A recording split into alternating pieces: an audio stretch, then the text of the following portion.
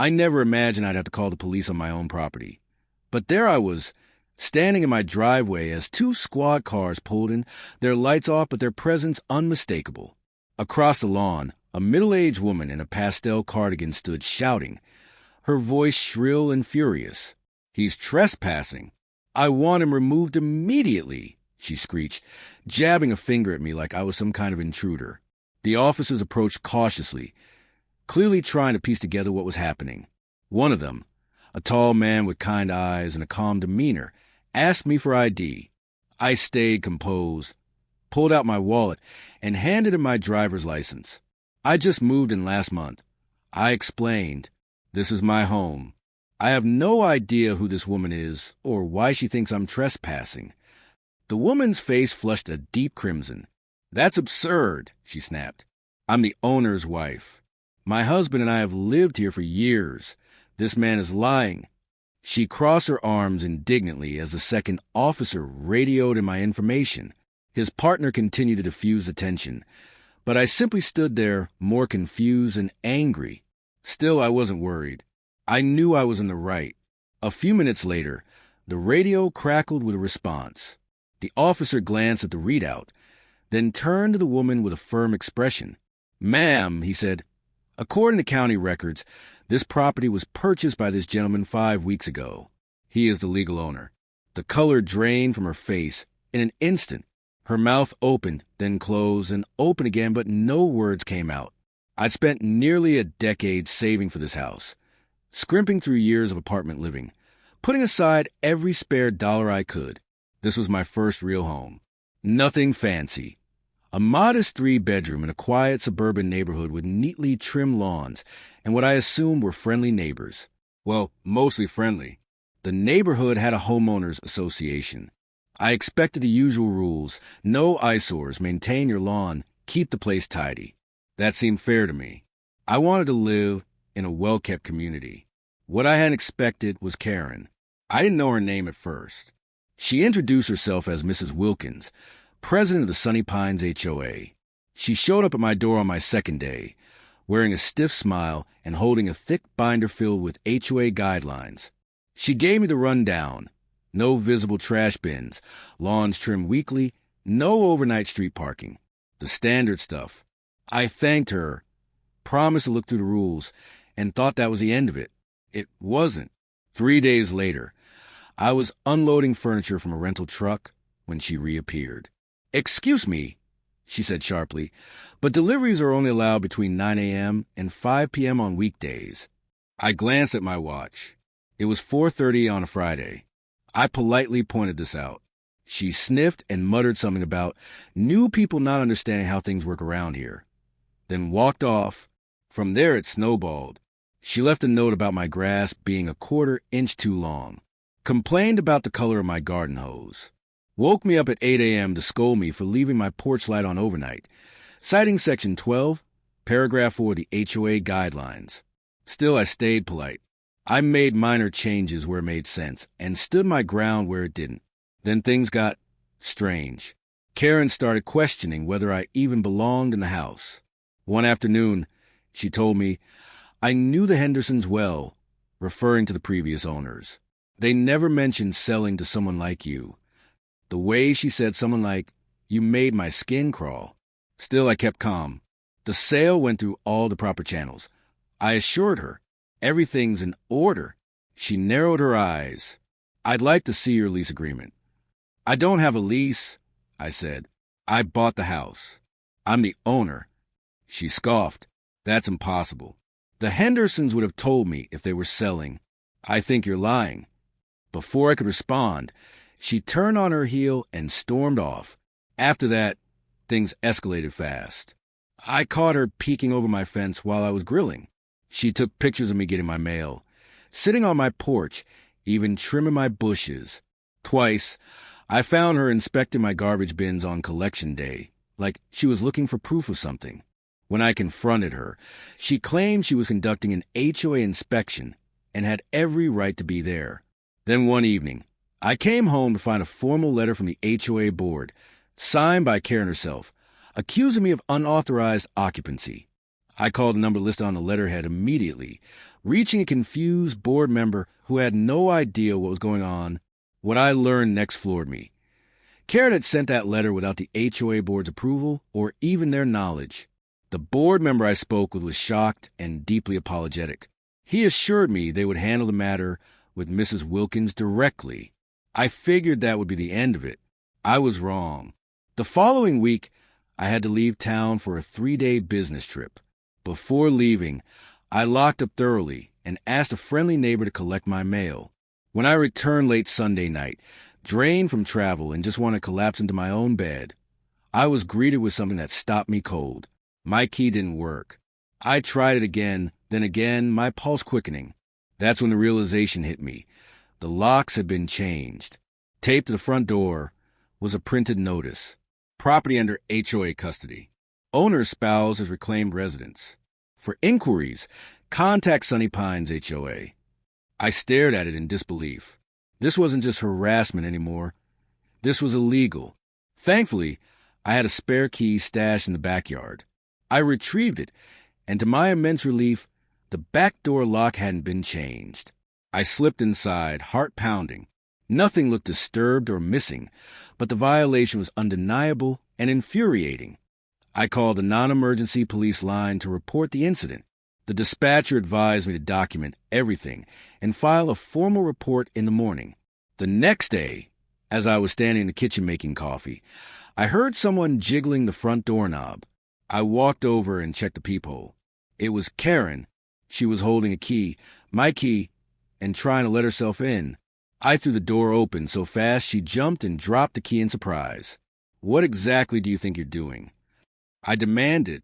She blinked, startled, then quickly recovered and scowled. "How did you get in here? This property is under HOA control now." "This is my house," I replied, voice steady. "You changed the locks illegally.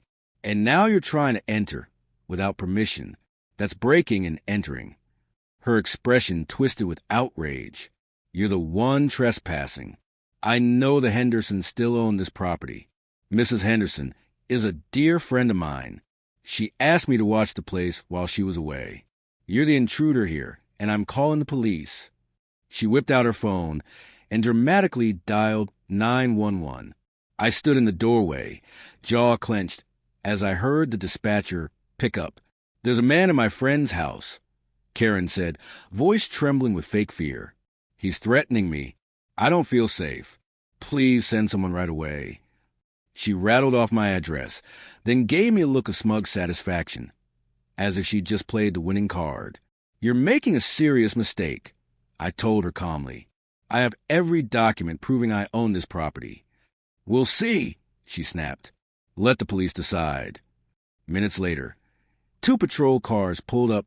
The officer stepped out, approaching with caution. Karen immediately launched into a dramatic monologue, insisting I had broken in and was living there illegally. "I'm the owner's wife," she said confidently, turning to the officers. "This man doesn't belong here." One of the officers turned to me. "Sir, do you have identification or proof of ownership?" "Absolutely," I said, keeping my cool despite the absurdity. I retrieved my driver's license, the deed to the house, and the full closing paperwork from my office. I handed it all over. The officer examined the documents thoroughly. "These all appear to be valid," he said after a moment. "According to this, you purchased the property from the Hendersons 5 weeks ago." Karen's bravado faltered, but she wasn't ready to give up. "Those papers must be forged. I spoke to Mrs. Henderson just last week. There's no way they sold this place without telling me." The officer raised an eyebrow. "Ma'am, we'll need to verify your identity and your connection to the previous owners." He turned to his partner. "Can you run a property records check?" While we waited, Karen continued insisting this was all a huge mistake, that the Hendersons wouldn't have sold the house without informing her. The officers listened patiently but glanced at me with increasingly apologetic expressions. Eventually, the second officer returned from his patrol car. "I confirmed it with county records," he said. "The property was legally sold to this gentleman 5 weeks ago. The Hendersons are no longer the owners." He turned to Karen. "Ma'am, may I see your identification, please?" Karen froze. I don't see why that's necessary. I'm just looking out for my friend's house. You called 911 claiming to be the owner's wife and reported an intruder, the officer said firmly. That's a serious accusation. I need to verify your identity. The officer studied the ID in his hand, then looked up with a hardened expression. Mrs. Wilkins, he said, this address is 3 blocks away. You're not related to the Hendersons, are you? Karen hesitated, her confidence cracking. Well, no, not technically, she stammered, but we're very close friends. They would have told me if they sold the house. There must be some mistake. There's no mistake, ma'am, the officer replied evenly. Now I need to ask, how did you gain access to this property? The homeowner says the locks were changed without his permission. Karen's face drained of all color. Well, as HOA president, I have certain responsibilities to uphold community standards. That doesn't include altering private property or entering someone's home without consent. The officer cut in. Do you have a key to this residence? Reluctantly, Karen retrieved the key she dropped earlier. The officer took it, examining it closely. Mrs. Wilkins, I'm going to need you to explain exactly how you obtained this key and why you felt justified changing the locks. Her composure unraveled completely. The Hendersons gave me a spare key years ago. For emergencies, she blurted. I was just trying to protect the neighborhood from unauthorized occupants. Her voice had climbed to a high-pitched shriek. The officer exchanged a quick glance with his partner before turning back to her. Mrs. Wilkins, he said, please turn around and place your hands behind your back. Karen's eyes widened. What? You can't be serious. I'm placing you under arrest for criminal trespassing, attempted unlawful entry, and filing a false police report, he said calmly, reaching for the handcuffs. You have the right to remain silent. I stood frozen on my porch as Karen Wilkins, the self-appointed queen of Sunny Pines, was led away in handcuffs, still screeching about some supposed misunderstanding. Neighbors began to gather, drawn by the flashing lights and raised voices. Their expressions varied, some shocked, others quietly pleased. A few looked like they were trying not to smile. One of the officers approached me after Karen was secured in the squad car. Sir, we'll need you to come down to the station to give a formal statement. Based on what we've seen here, Mrs. Wilkins is likely facing multiple charges. You may also want to consider filing for a restraining order. As the cruisers pulled away, several neighbors came over to express their sympathy and, unexpectedly, their gratitude. It turned out Karen had been tormenting the entire neighborhood for years, wielding her HOA position like a weapon to bully and nitpick over every minor infraction. No one had dared stand up to her, until now. The investigation revealed that she had, in fact, once been given a spare key by the Hendersons for emergencies. When they moved, they forgot to retrieve it, a small oversight Karen had grossly abused. She had even hired a locksmith, pretending to be the homeowner who'd lost her keys, to have the locks changed. The fallout was swift. Karen was charged with multiple crimes: criminal trespass, attempted breaking and entering, filing a false police report, and impersonation with intent to defraud. At her arraignment, the judge set her bail at $20,000 and issued a no-contact order between her and me. She now faced up to 2 years in prison and over $10,000 in fines. The look on her face as the charges were read in court, the sheer disbelief that her actions had real, tangible consequences, is something I'll never forget. For the first time, her self-importance didn't protect her. Her entitlement couldn't talk her way out of it. Reality, finally, had the last word.